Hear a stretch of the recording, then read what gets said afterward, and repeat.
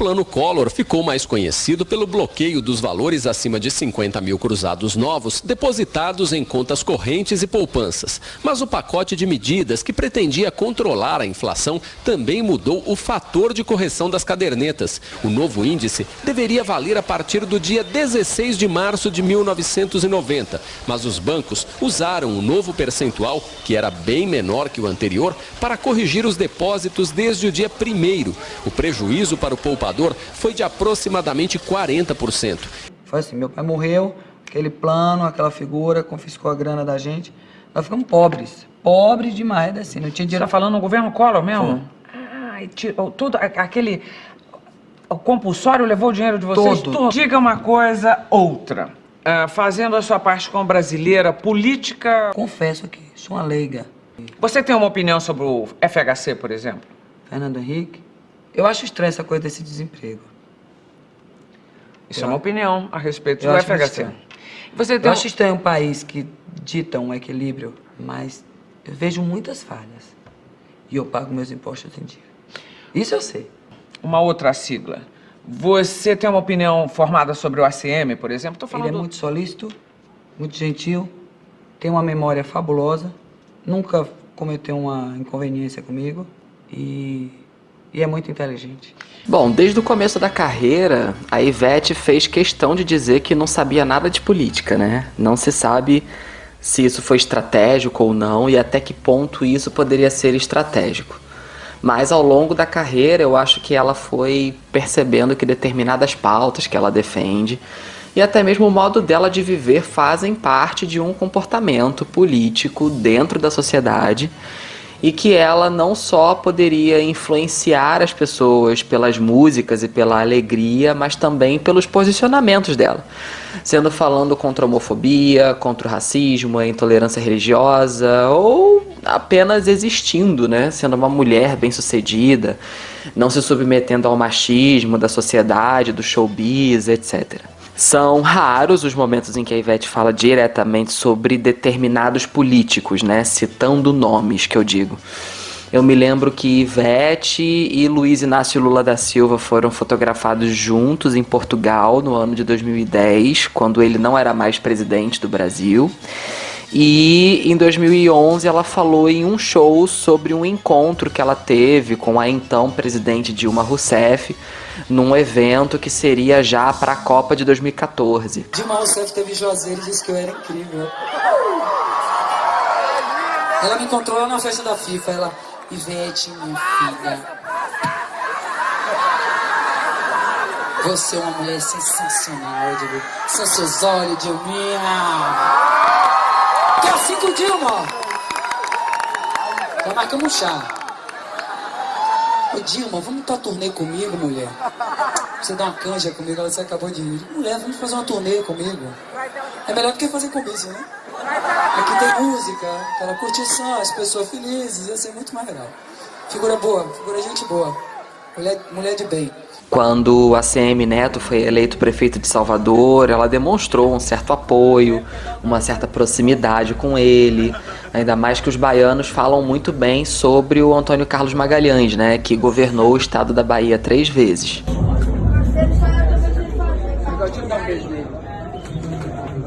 E quando o deputado Marco Feliciano começou a ficar mais conhecido pelas declarações homofóbicas dele, ela chegou a criticá-lo em um show.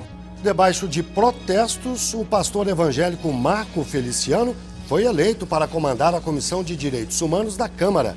Ele é criticado por movimentos sociais e por parlamentares ligados a minorias por dar declarações e apresentar projetos que são contra negros e homossexuais. O deputado pastor Marco Feliciano foi eleito para o mandato de 1 ano. Ele reafirmou que é contra a união civil entre homossexuais, a adoção por casais do mesmo sexo e o aborto. Esse assunto eu tenho vergonha de falar sobre esse rapazinho, esse tal de Feliciano. O nome dele é Infeliciano, viu? Que absurdo, o que é pior, ainda bota Deus no meio. Aí, ó, arrasa, Billy, tô contigo, Billy. Fechou. Se Feliciano botar o olho em você, ele ganha. O movimento Cansei foi uma mobilização criada em 2007 pelo então empresário João Dória, um movimento apartidário até então, que serviria para mostrar a insatisfação dos brasileiros com a situação do Brasil na época. O escândalo do Mensalão tinha estourado, tinha acabado de acontecer um acidente com um avião da TAM em um aeroporto de São Paulo que matou muitas pessoas. Os aeroportos do Brasil estavam superlotados porque a economia do país estava indo bem, então a classe C estava conseguindo viajar de avião.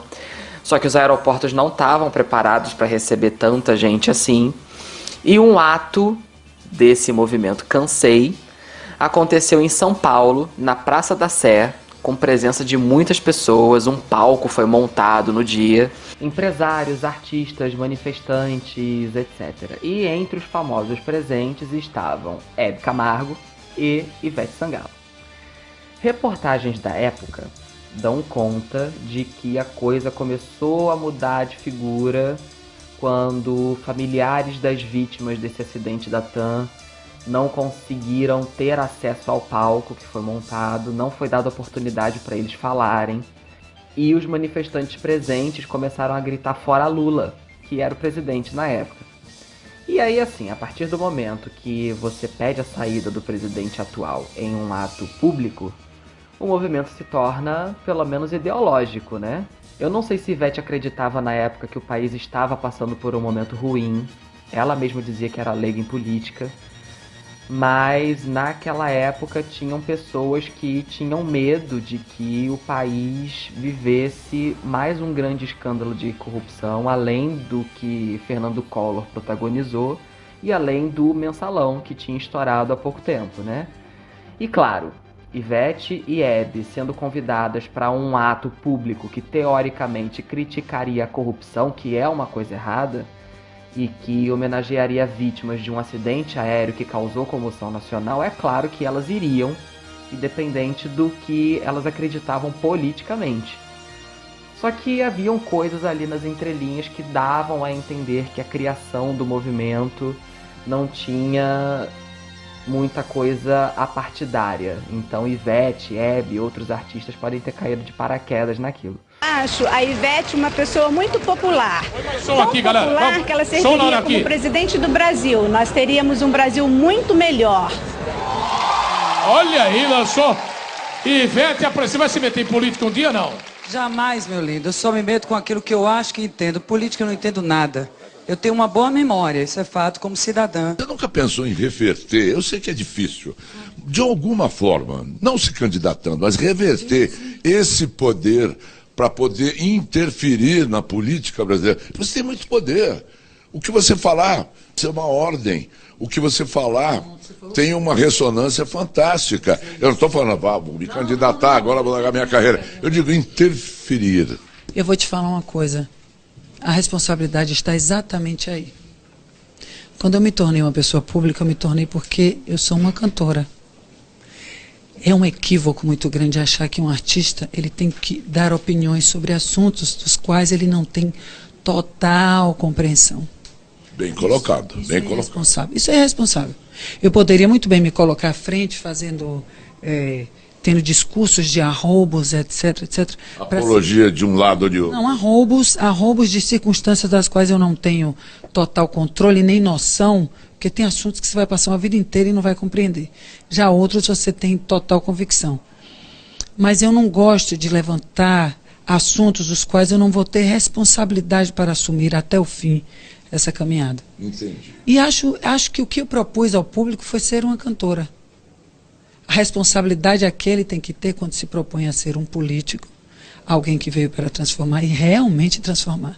Essa é a grande responsabilidade. Aí veio a ascensão do bolsonarismo, né? Em 2018 teve a campanha presidencial com Luiz Inácio Lula da Silva sendo preso, Fernando Haddad sendo lançado como candidato pouquíssimo tempo antes do primeiro turno, uma disputa acirrada no segundo turno e Bolsonaro, com aquelas falas radicais, preconceituosas, ganhando mais força nas pesquisas. E aí, com o advento da internet, né, com o poder de influência que os famosos ganharam e que algumas pessoas na internet também ganharam esse poder, alguns artistas começaram a fazer postagens fazendo campanha contra o Bolsonaro. E outros artistas foram pressionados pelos fãs a fazerem isso, já que boa parte do público desses artistas era contrário ao Bolsonaro. E muita gente acreditava na época que se uma pessoa pública se pronunciasse contra o Bolsonaro, essa pessoa pública poderia reverter possíveis votos a favor dele em votos contrários. A Anitta foi uma dessas pessoas pressionadas pelo público. Ela fez um vídeo dizendo que não votava no Bolsonaro e desafiou algumas cantoras. Oi, gente. Olha, eu fui desafiada pela Daniela Mercury a apoiar o movimento da hashtag Ele Não. Eu quero aproveitar essa oportunidade para deixar claro para vocês de uma vez por todas, se ainda não ficou, que eu não apoio o candidato Bolsonaro. Bom, então, como eu sou a favor da democracia, eu apoio sim o uso da hashtag Ele Não. E quero desafiar para essa campanha Ivete Sangalo, Cláudia Leite e Preta Gil. Ivete não fez o vídeo, nem nenhum outro tipo de post. E muita gente ficou se questionando se caso Ivete tivesse feito algum post contrário ao Bolsonaro, se ela iria reverter votos contra ele. Muita gente também se questionou se Ivete seria bolsonarista, por não ter feito nenhum post contrário a ele. Mas em 2018 ela foi receber um troféu no Prêmio Multishow em homenagem à carreira dela. E ela disse uma frase que entendedores entenderam na época. Quem não entendeu, paciência. Eu aprendo muito com vocês.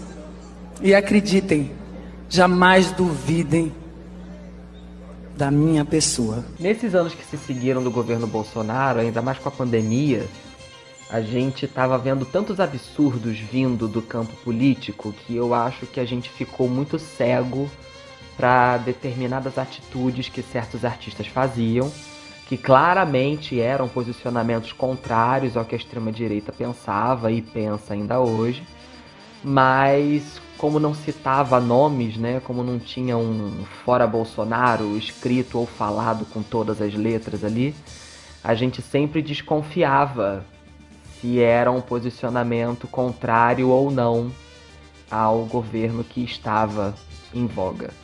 E isso aconteceu muitas vezes com Ivete. Ela sempre falou coisas contra o uso de armas, a favor da vacinação, a favor do uso de máscara, mas ainda assim pessoas se questionavam se ela poderia ser ou não bolsonarista, porque nunca disse um fora Bolsonaro. Isso é uma coisa de responsabilidade com o povo, né? Eu acho que a vacina ela é uma necessidade e é uma questão mundial. O mundo inteiro se mobiliza para viabilizar isso. E é um direito nosso, né? A tranquilidade de termos a vacina para que a gente possa circular e voltar às nossas vidas normais e os nossos potenciais e colocar em prática aquilo que a gente mais gosta de fazer. Eu torço para que todos tenham vacina, torço para que aqueles que vacinaram a primeira dose tenham a responsabilidade de chegar à segunda dose quando for o tempo, né, e se houver essa segunda dose.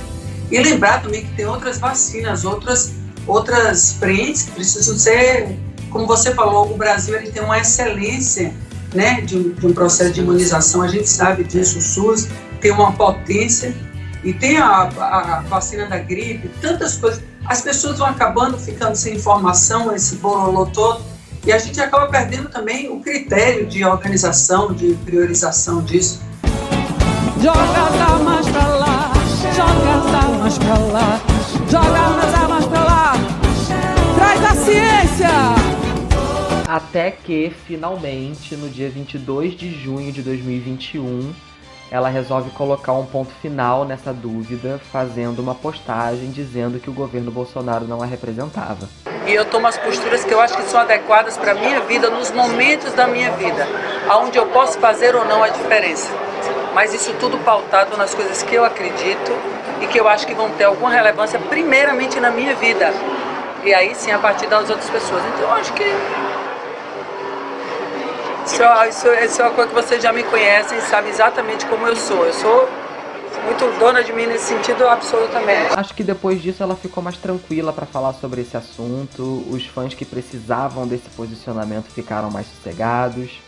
Os comentários positivos dela na internet aumentaram significativamente, segundo dados de uma pesquisa que foi feita na época.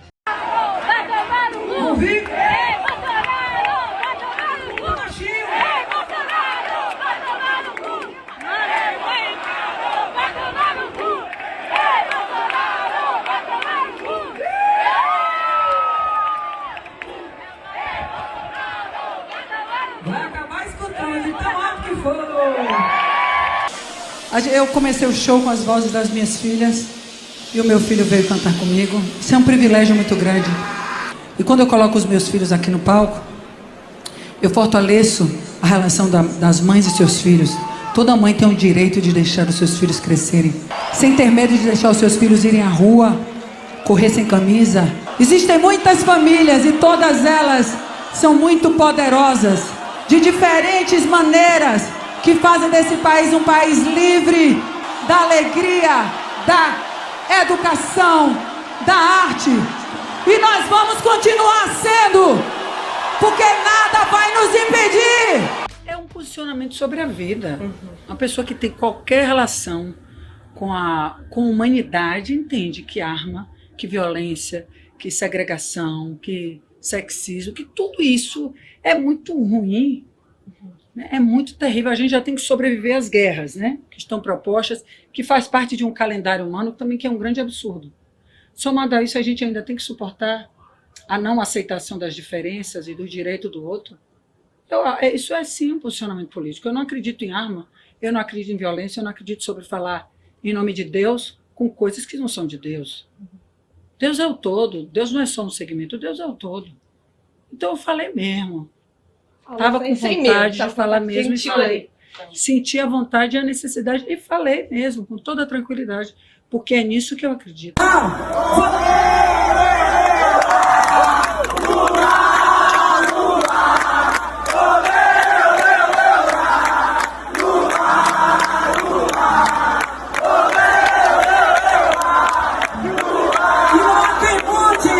Essa vontade,